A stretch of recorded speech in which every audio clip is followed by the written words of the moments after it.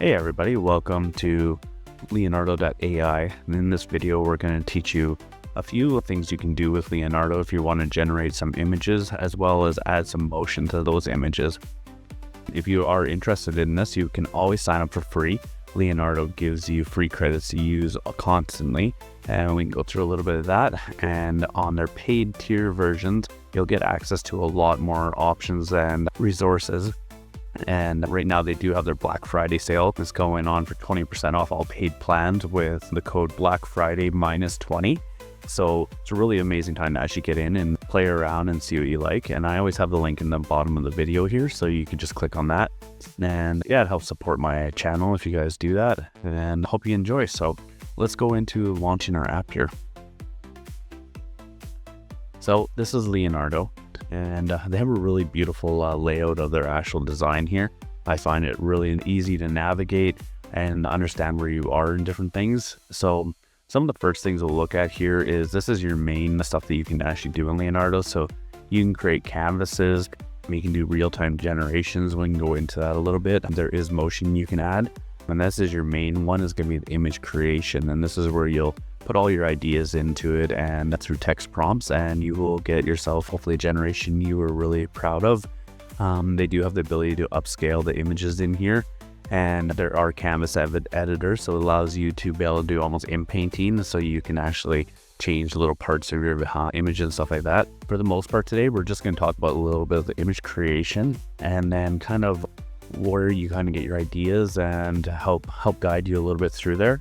This is your credits. So on a paid plan, I'm on the apprenticeship one, so I get 8,500 credits a month. And what's really good is it has actually a rollover bank. So you can, if you don't use all your credits this month, it'll roll over in the next 3 months. So you don't have to be in a hurry to use your credits.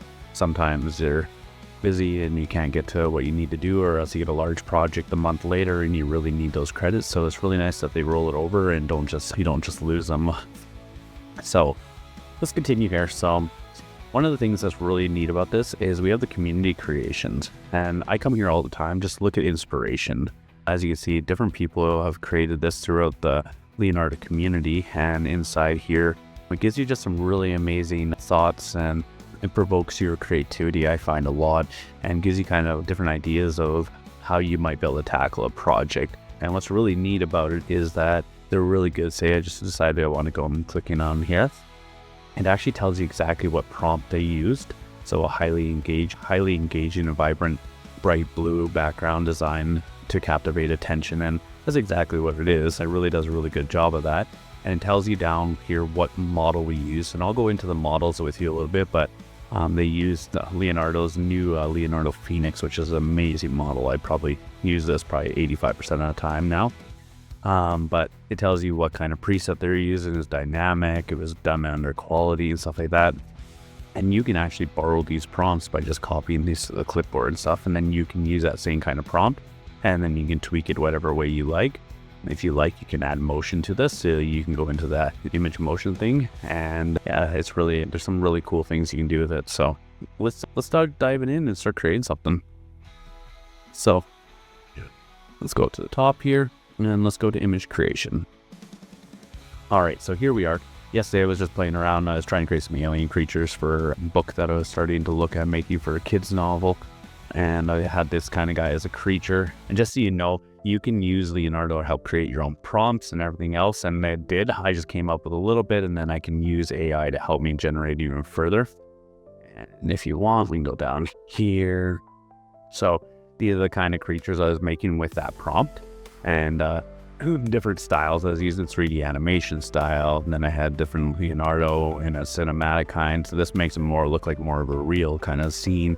As we really start getting into more your Pixar kind of styles and that kind of stuff. So wide range of abilities that you can do on this.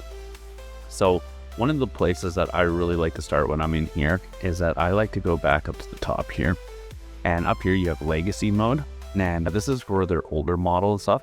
If you turn that off, you're going to get into Leonardo's main platform and stuff like that with their newest models. So if you click on here, these are their newest ones that are on here. So Biggest ones that I really enjoy a lot is the Fenix.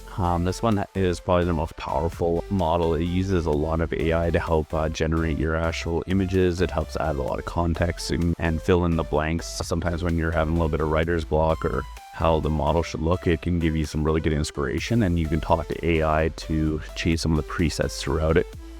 There's other ones like anime. If you really are into any kind of anime looking stuff, there's different styles of anime. If you get into Keynote here, this is for creating humans, and it makes very lifelike looking people in like cinematic kind of scenes and stuff. So really cool that way. Concept art, if you're trying to like do storyboarding or any of that kind of stuff, it's a really amazing model to jump into and try that. And then obviously there's some graphic design, and this is the kind of world that I live in, and we do designs and advertising for other businesses and stuff. So I use this a lot to come up with different design thoughts and stuff like that before I bring them into like Illustrator and actually turn them into a real vector and stuff. So it's pretty amazing on that aspect. But let's start with Fenix here, and then we'll jump in here.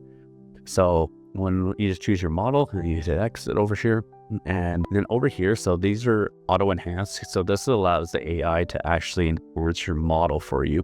So when it's on, it'll always refine the prompt. When it's off, it obviously won't. And if you have a short prompt, it'll expand that prompt. So that's where you can kind of get a little bit of extra details coming in.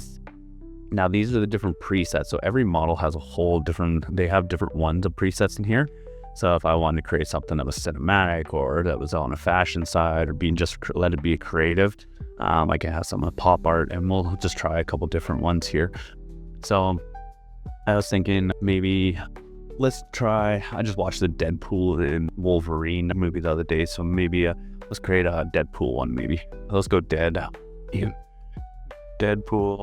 and let's say we want Deadpool to sitting inside a car with Wolverine. And that's because I thought that was pretty funny in the movie. Green and make it funny and a style of cartoon. Okay. So just something simple, and we're just gonna hit generate. So we're gonna keep this. Let's try to use a cinematic kind of scene, and we'll keep the prompt on auto there, and let's go generate. And by the way, this generation cost me 24 of my credits. So you can start seeing this is where it starts going down. You get fast tokens, which allows me, because I pay for my plan, it allows my generations to generate faster than somebody's on a free one. So there's already just some pretty good ones there, not bad at all. But let's say we want to change that to, let's go with the pop art, because that'll completely change that style. And let's just create another one. And while that's generating, down here on this side here, you got your image dimensions. So the Leonardo is really good. It gives you access to like every type, if you want Facebook, Instagram, Twitter, TikTok. And if you want to start getting devices if you want to do desktop or YouTube and stuff like that, mobile. So it gives you a lot of different ones to try with. Down here, this is your generation mode. So you can either have a fast generation, it'll just input it out really quick, but it won't put as much detail into it, but you can get quality, and then you can get ultra, where it costs a lot more credits to actually do an ultra. So you can see like the differences between 24, 37, and then this guy's 104, but there's way more to it, and there's the details just a lot more with inside, and the size of these can get up to 2944, as where the fast is only 1472 by 832. So it's almost double the size of the actual image and stuff. And then you can also have the amount of images you would like to do. So you can have one up to, I think it's 8, yeah. So you can have up to 8 images at one time. So right now I have it set for 4. I usually like 4 because it usually gives you a really good balance between things. But you can see just the only thing we had changed on this guy was a pop art. So now you're starting to make it look like how a comic book would actually look, or pop art would look. And yeah, it's just by one change. We want to go fashion, let's change that.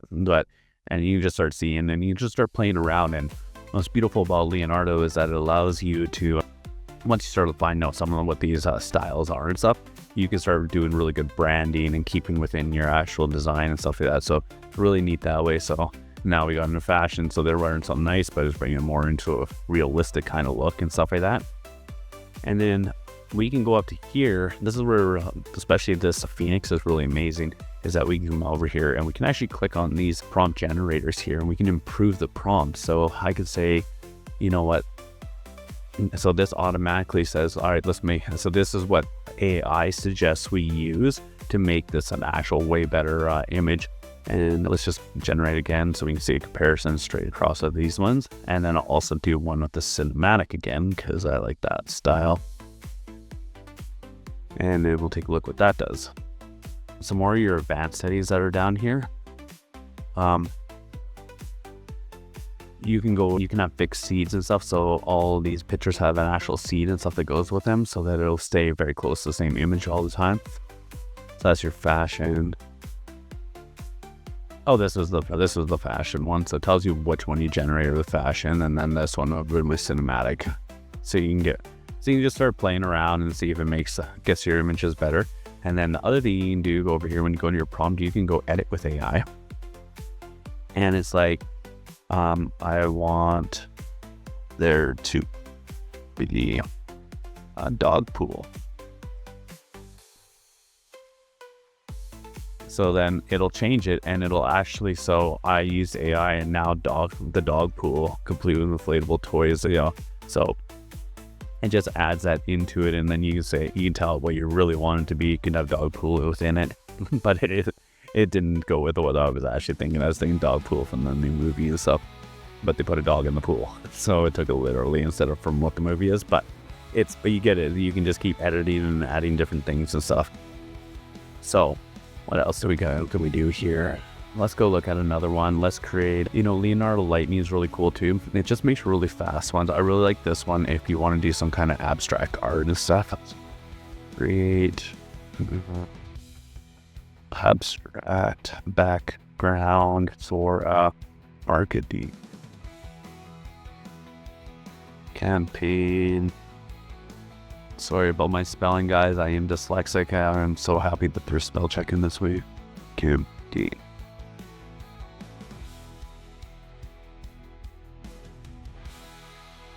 Okay, so campaign, sorry.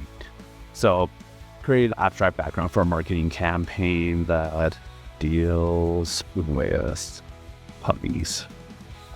We're just going to come up with something here. And we're going to say, we'll keep it on dynamic. We'll just see what that creates. And just to show you, let's also do one TikTok. So we have the other exchange. So we'll make it going that way. So these are really good because now you can start getting these abstract kind of shots here. Nice background. There's a dog here. It's exactly what I'm kind of looking for if I was going to be marketing anything towards if you had a company that had like a kennel or anything like that, or if you had an adoption service or anything like that. You now have this beautiful thing, and now you can throw some text overlay over top of it, and you pretty much have yourself a Facebook ad or TikTok or whatever you need. And let's do some motion in one of these. So this guy looks pretty cute. So let's add a little bit of movement to him. And I always so this is your movement strength. So this is actually kind of the downside of Leonardo over some other video image generators, from image to video generators, is that Leonardo does not give you the ability to put text prompts in. So you cannot tell it to zoom in or zoom out or do anything. It just kind of decides what should move in the image. And the only thing you really get to change is if you have what kind of motion strength is in there. If you go right to the max, here I'll show you one, it'll be kind of crazy. It'll be just super all over the place, lots of deforming. And then if we did like a 2, nothing probably will move. And then 3 is kind of your model on the middle. And then I will do one more. And then we'll put this guy right at 5. Okay. And then your generations just happen up top. And we'll just get those couple seconds here, and then you guys will see what the generations actually look like. And there's things like you can add a photo reel, so it adds it depends what the models are, but some of them will really make your characters look like real people and stuff. And whenever you use those kind of modes, though, that does cost you more credits. So what I normally recommend people do is start on fast up here. So instead of quality, just always do fast on it. So that way you start finding, I don't know why he gave me explicit stuff, but see, this is at a number 10. So it's kind of crazy. Definitely wouldn't be using that one. So now this one here is really, I'm not sure what speed we went at here, but I don't know why it's morphing at the very end into some kind of animal. That's kind of crazy too. Almost looks like it turned into a goat. But what I was going to get at is that it's better to like always find your images and fast and stuff until you get what you are getting very close to the thing you want. And then it's okay to go up to your quality images or your ultra images to get that final product that you're really looking for. That's normally how I would approach something like that. Let's see if we get a better puppy. So this one was at a 5. This one actually should not be moving as much as it is. So I'm not sure why that is happening. This one's insane. So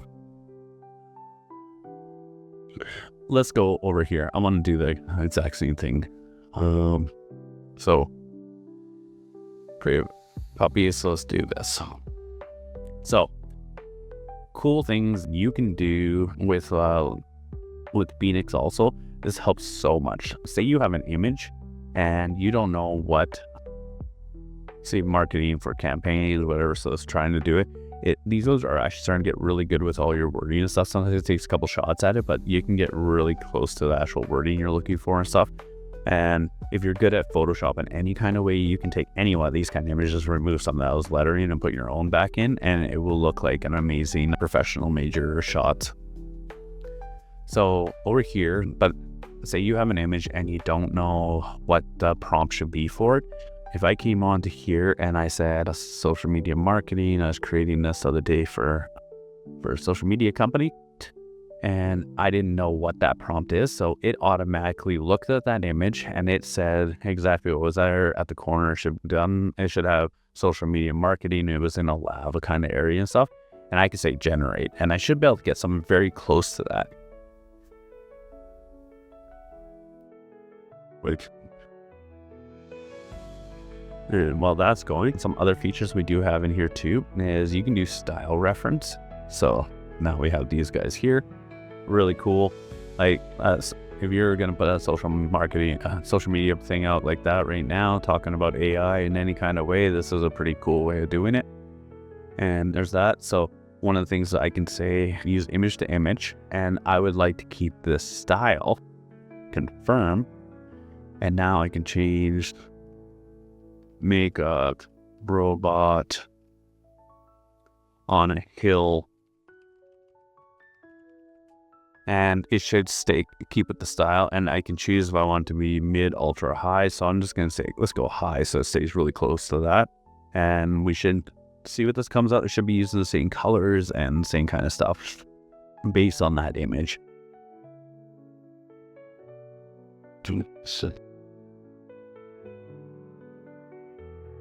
And see, so now we have a robot using the same kind of style. So this is one that you can really use if you have very specific brand colors, if you need to use hex codes or any of that kind of stuff. It'll keep the details going. And if you want to, you can go back up here and say improve that prompt. And now we're making a robot on the hill. So let's see what it does. It should still keep with the same style reference we're using, but now it's going to add a lot more to this because the AI has added more details into the actual image.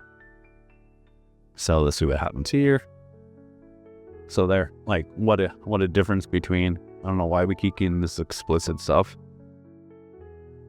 We just asked for a robot, so but anyway, but what a difference between just a robot and then one if it actually has AI kind of write it, and then you can actually change like anything else on here. Other things you can do is you can do image to image. So it'll create some very realistic styles, the same kind of image. So this was a black and white and they added color, but in a different little style too. So it's more of a cartoon one. So let's say get rid of that one.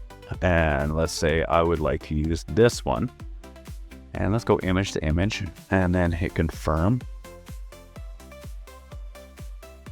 So he's now on there.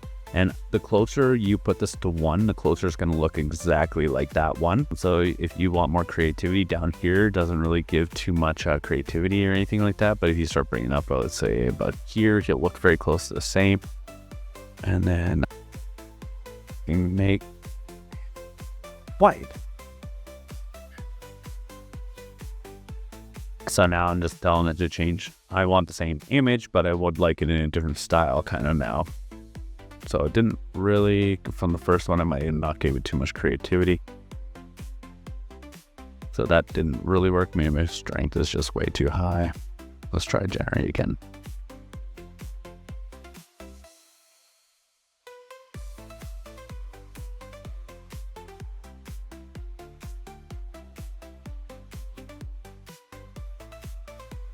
We are all over the place. I have no idea why this generation actually happened. But that's also, I'm going to tell you straight up, whenever you're doing any kind of AI generations at all, you're definitely going to have ones that are very wonky. Don't go anywhere close. But that's the fun of creating, I find. I've created probably 4,000 or 5,000 images on Leonardo. I find it really fun, and you can start getting into more advanced things and stuff as you go. But yeah, like I said, if you have questions or anything like that specifically about how to use Leonardo, send me a message in the comments or anything. I'll try to reply back to you. If you like this video, please give me a like. And like I said, try out the free version. The link to it's in this actual video's description. And yeah, and if you get into the paid tiers and stuff like that, that's where you can start using a lot of these reference ones and stuff like that. But I think even on the basic one, I think you get 800 credits or something. So that allows you to generate quite a few images off that. I think it's probably like 40 or 50 images you can do with the free credits. So it's not a little bit. You might not have access to all of their main features and stuff like that Leonardo has to offer, but it is well worth playing around with and trying it out. And you can definitely compare it to things like Midjourney or even DALL-E from OpenAI. And for me personally, I think Leonardo has, once you learn all the different kinds of actual models they have and all the presets that are in here, I think it's probably the greatest generator that's out there right now. But that's just my take on it. If you guys would like videos on the other ones, I use every one of them. I'm always playing around with them, so just let me know.